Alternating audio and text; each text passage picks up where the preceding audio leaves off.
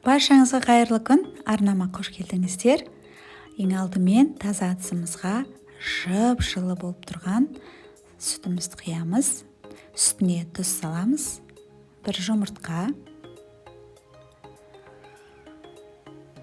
қант саламыз. Сұйық май құямыз. Кішкене ашытқы салып, барлығын жақсылап араластырамыз. Видеоның маңызды сәттерін жіберіп алмас үшін арнаға тіркеліп қоюды ұмытпаңыз. Жақсылап араластырып аламыз. Електен өткізілген ұнды саламыз.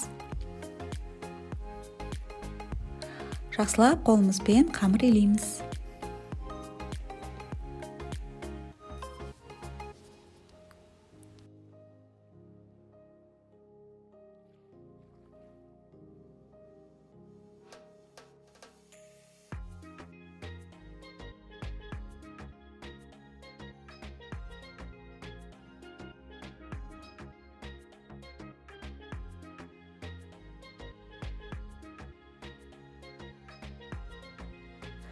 Жақсылап илеп болғаннан кейін бетін пищевой пленкамен жауып, жарты сағатқа көтерілгенше қойып қоямыз.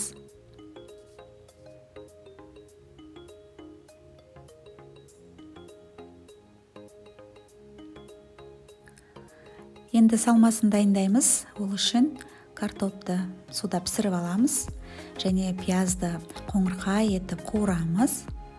Үстіне тұз, бұрыш, қалаған дәмдеуіштеріңізді қоссаңыздар болады.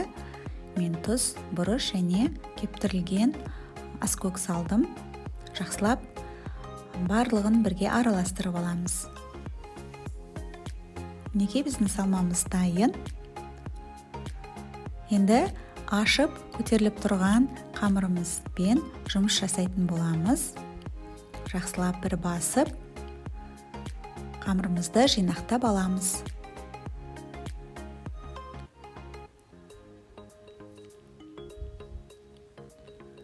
Үстелдің үстіне ұнды сеуіп, қамырды жақсылап илеп, бөліктерге бөліп алатын боламыз.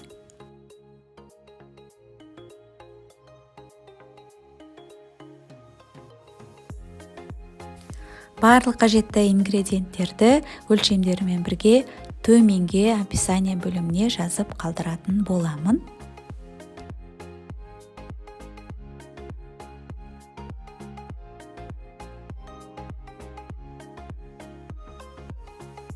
Дәл осылай видеодағыдай жасап, барлықтарын кесіп аласыздар.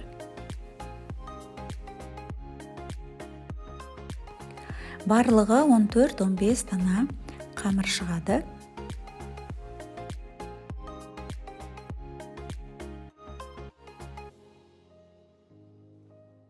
Енді әрқайсысын томалақ пішінге келтіреміз.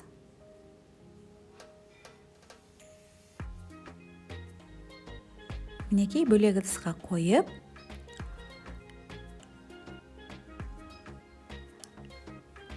тағы да 10 минутқа қалдырамыз.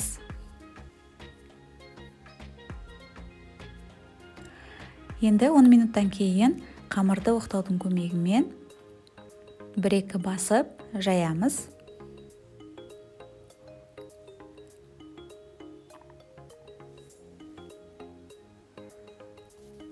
Осылай сопақша етіп жайғаннан кейін ортасына салмасын саламыз. Яғни бізде салма картоп, пияз.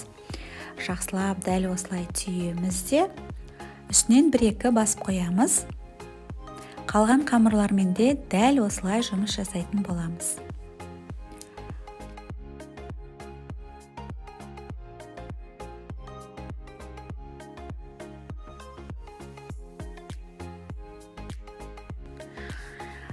Енді формамызға пергамент қағазын төсеп, үстіне қамырларды жайғастырамыз.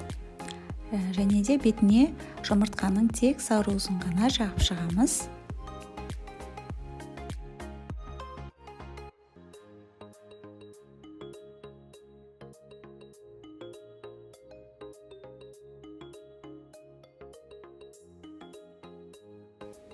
Енді бетіне аздап мак сеуіп шығамыз. Және де пешті алдын ала қыздырып қоямыз.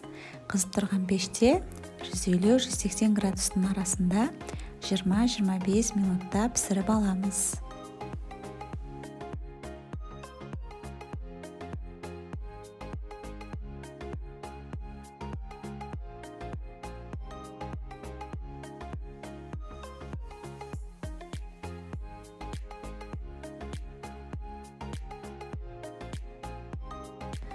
Мінекей достар, 20 минуттың ішінде әдемі осындай жұмсақ болып пісіп шықты.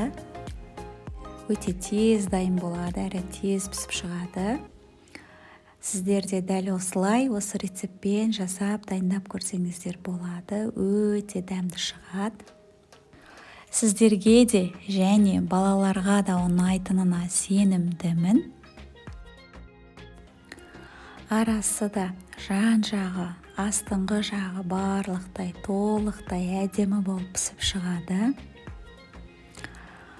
Мінекей, қазір сіздерге бөліп көрсететін боламын. Міне, ортасы да барлығы толықтай пісті. Осындай видеоларды арнамнан үнемі көргілеріңіз келсе, арнаға тіркеліп қоюды ұмытпаңыз. Және де жүрекшені басып, пікір қалдыруды ұмытпаңыз. Уақытыңызды бөліп тыңдағаныңыз үшін рахмет. Баршаңызға ас болсын.